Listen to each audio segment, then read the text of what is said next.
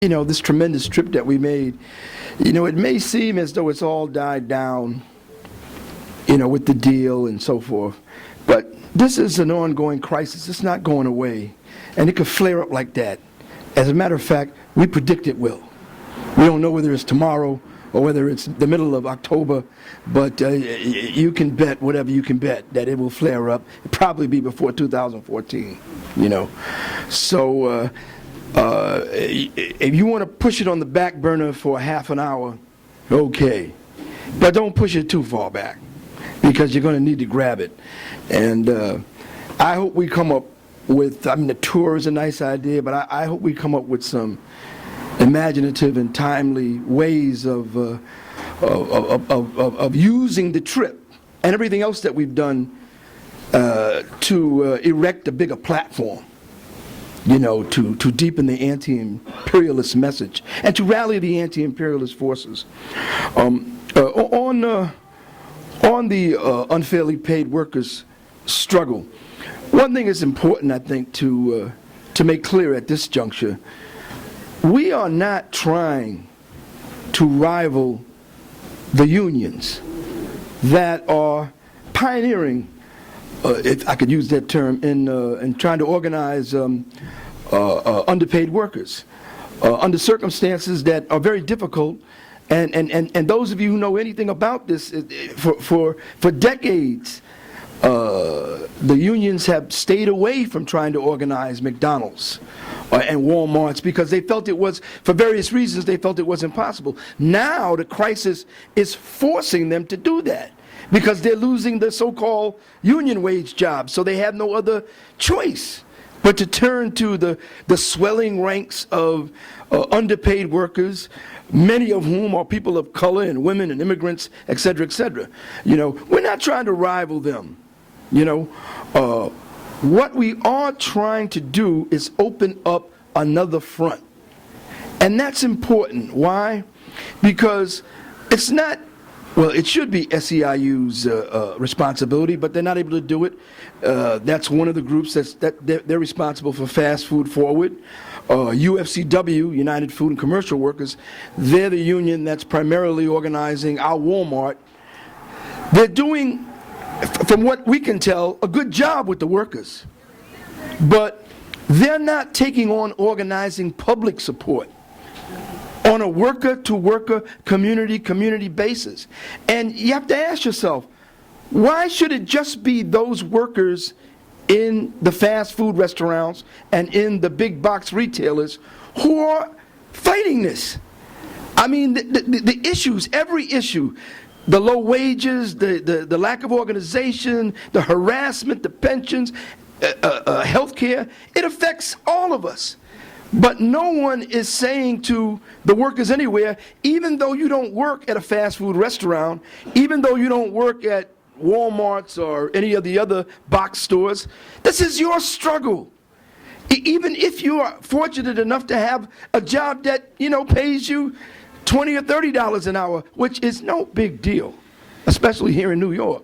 Or you're fortunate enough to have retired and they haven't stole your pension yet.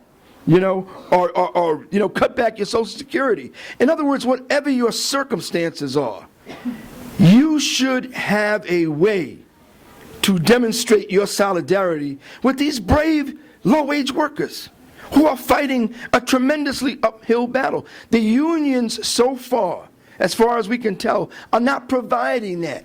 So one of the things that we're doing with October 24th, Day of Solidarity with, underpaid workers, is we're trying, if only on a small scale, maybe a little bigger than we think, not just here but other places, we're trying to provide a way for everybody who wants to come out, regardless of where you work or whether even you have a job or not.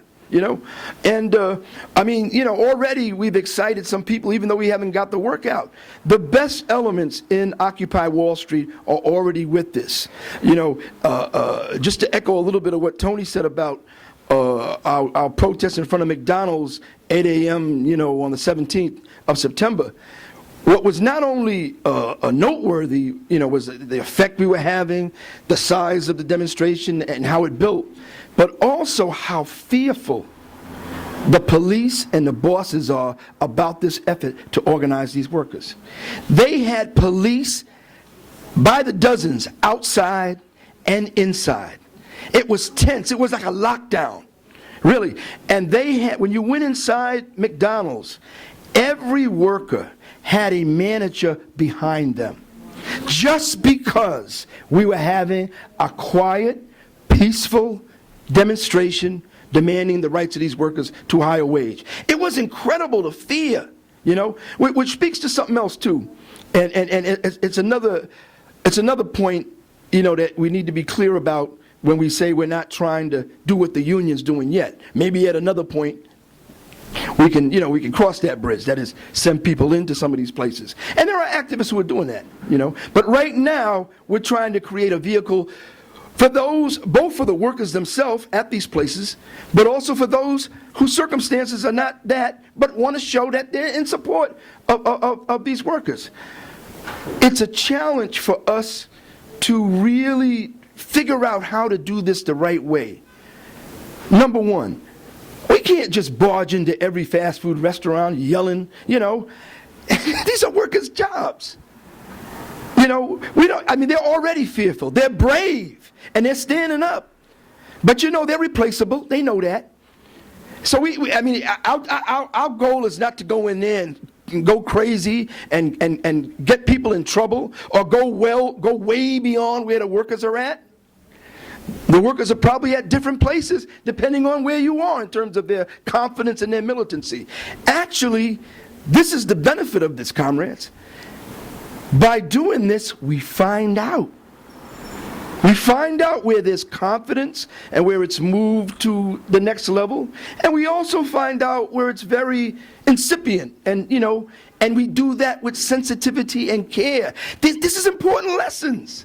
This is important. I mean, if you don't want to organize the workers and you want to be up here, that's okay. But if you want to sort of engage them, you know, at some point, these things are important to you. You know, just getting back to the best elements in OWS, you know, we're working very close with the leadership of a group called Occupy Evolve. And in a way, that means Occupy Evolve into the working class, you know. These are African-American people, I mean, at least the leadership. And tonight, they are meeting at OWS's, you know, meeting headquarters, 60 Wall Street. They're having a meeting about October 24th. Not our meeting. We didn't ask them to do it. We didn't even know they were doing it, I think, until we got an email about it.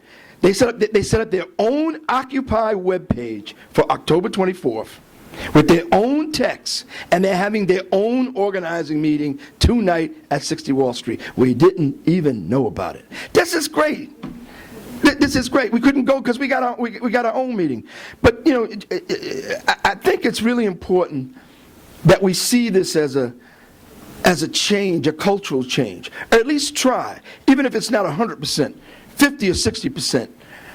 What I was saying about, you know, comrades not feeling like, oh, Larry, somebody else is telling us we gotta go out on Saturday. No, all right, I don't know. Well, maybe not. Maybe next Saturday, and like it's sort of drudgery or whatever.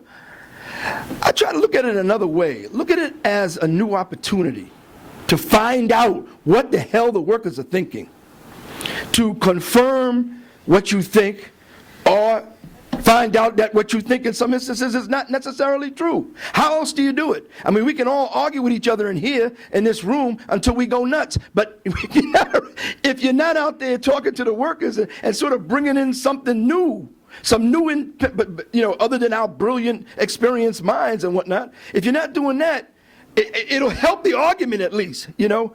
In that vein, I hope comrades look at the leaflet, which will constantly change, because this is something, it doesn't have to be this leaflet. The damn leaflet can change. You can hand out 3 leaflets.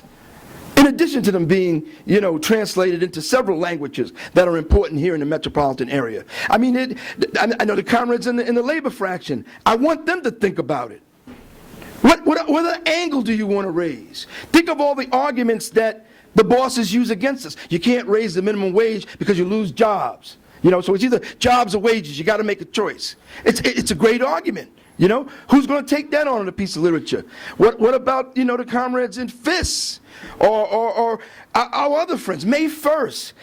This is a situation where there's no strategic upside to just having one leaflet saying one thing.